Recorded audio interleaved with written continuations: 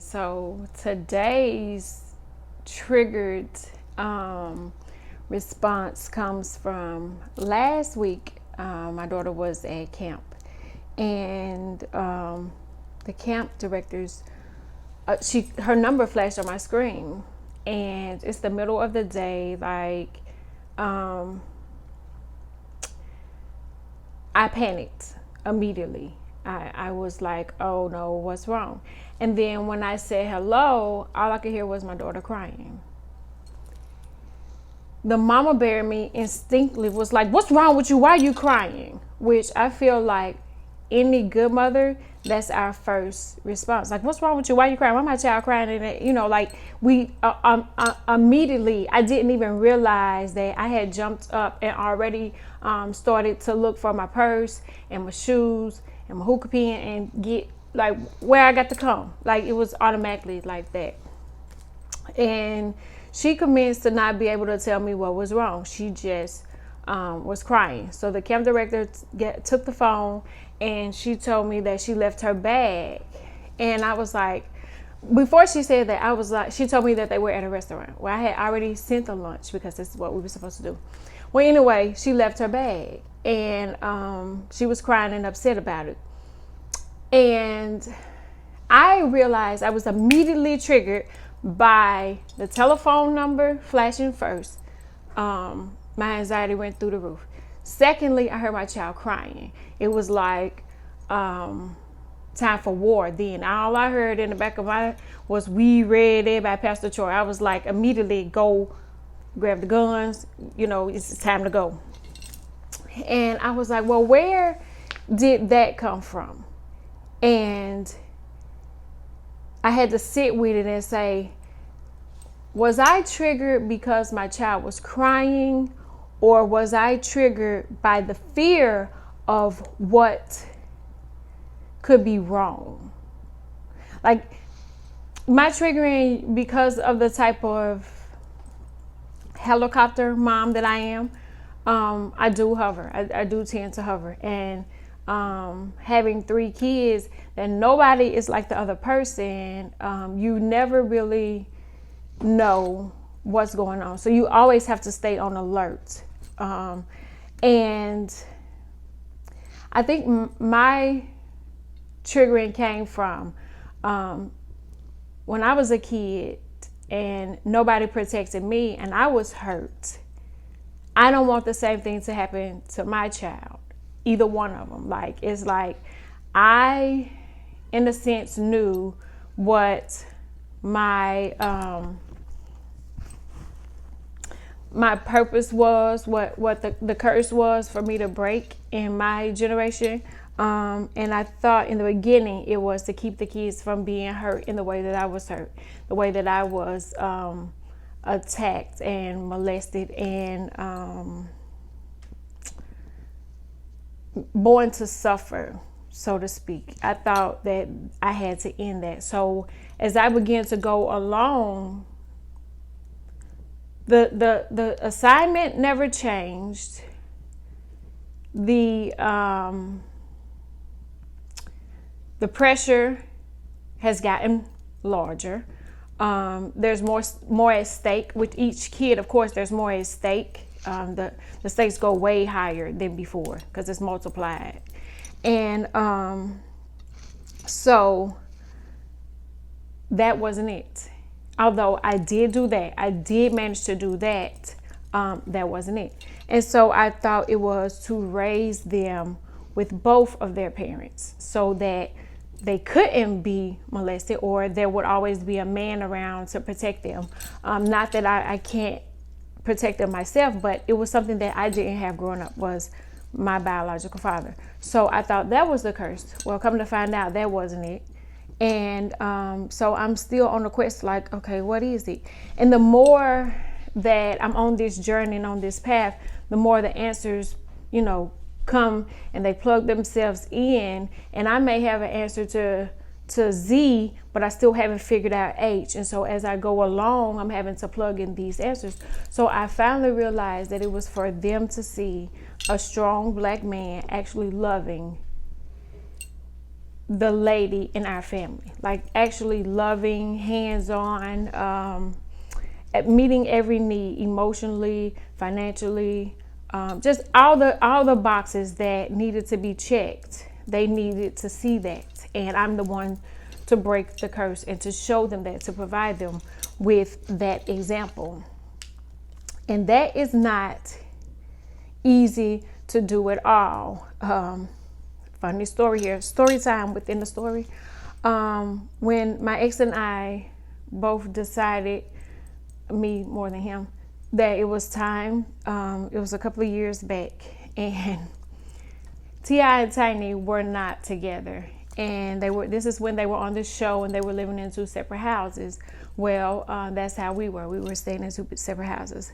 Well, I go drop the kids off one day, and I think I was working that day. So whenever I'm working, the kids know when I'm working and when I'm not. I'm like, where you going? You know, I know I look good. So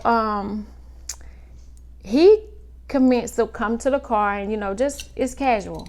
Yeah, so, yeah, what time I need to, okay, what you got to work, okay, you know, so this is how it's going. And then he hits me with that, hey, you know, Tiny let T.I. back in. And so I look, and I said, you see what T.I. bought Tiny? Like, he bought her like 4 cars, a whole nother house, got it redecorated. Each car had 5 different pocketbooks in it and wardrobes and all that. I was like, did you see what Tiny got? Like, she didn't just get like a, I'm sorry, can I come back here? Like, he paid in the pockets for that apology. And so he says, I ain't got T.I. money. End of conversation. Like, that's where the conversation just ended. Like, because, I mean, it didn't make any sense in the first place. Like, what the fuck we got to do with them over there? We don't know nothing about what's going on behind the cameras. They ain't got shit to do with us. We over here trying to get these kids straight. Let's stick to this part. So, last week, I think it was the Shade Room had posted this picture, this video of Rick Ross giving his baby's mama this really nice necklace. And I was like, oh, she got a necklace for co-parenting? Bet. I know I'm good for at least some black smoke hookah pins or something like that. I gotta be in Christmas coming up too, and okay, so right. So I don't remember where we were. I think we were on the phone. I was like, hey, so we co-parenting and stuff, right? You seen that necklace that Rick Ross got his baby mama? He said, Rick Ross got a lot of money. What they got to do with us? Ain't that the same thing I had said when you had said T.I. had, and that ain't, we didn't, oh, okay. But it was funny because men are so quick to quote somebody and try to make you, like, convince you of some type of trickery, some foolishness. Because it was funny that when King Disease 2 came out and Brunch on Sunday, and now says stay out of black woman's business unless you invested in it. I told her to check her Zelle account. There's a blessing in it. Oh, dudes ran wild with that. Like, they was quoting it all day long, every day, all over. Yes. So since you ain't invested in my business, stay out of it. You and you and you and you. Okay, you in the DMs, but you ain't in the Cash App. You ain't in where it counts. So,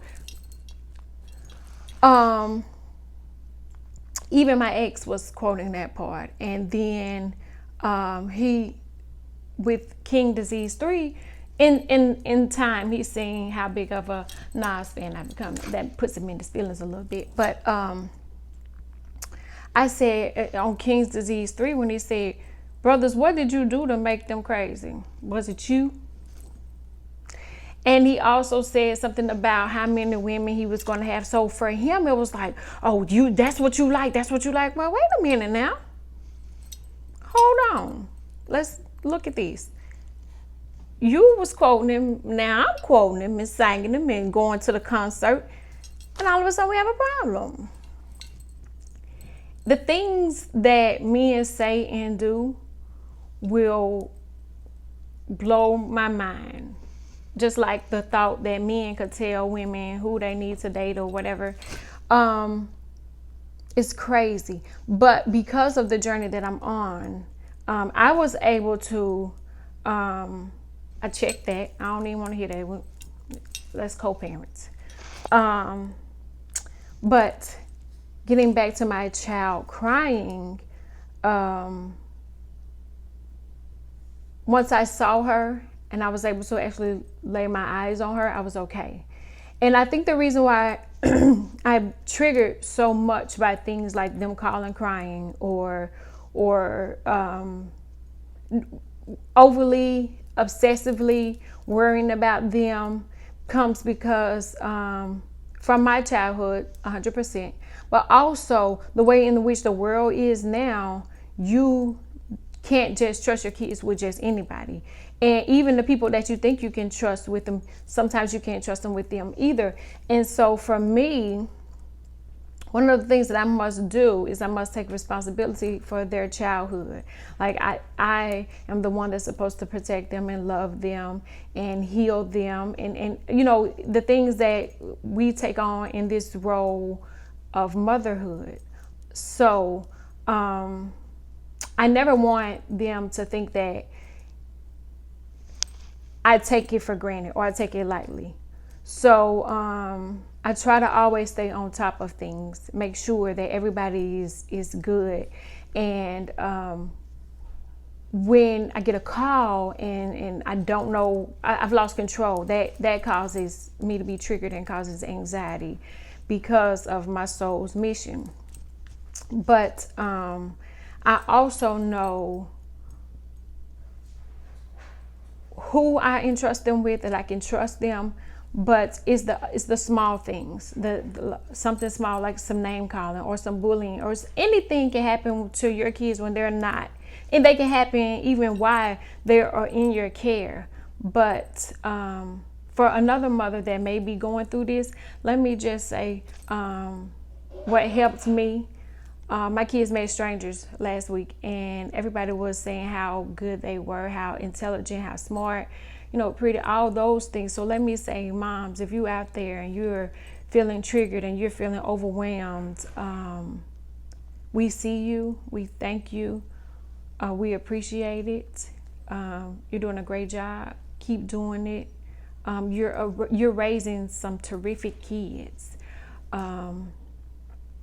They don't get it while they're kids, but trust me, they will get it once they're older. And they didn't come with a manual, and we don't always get things right.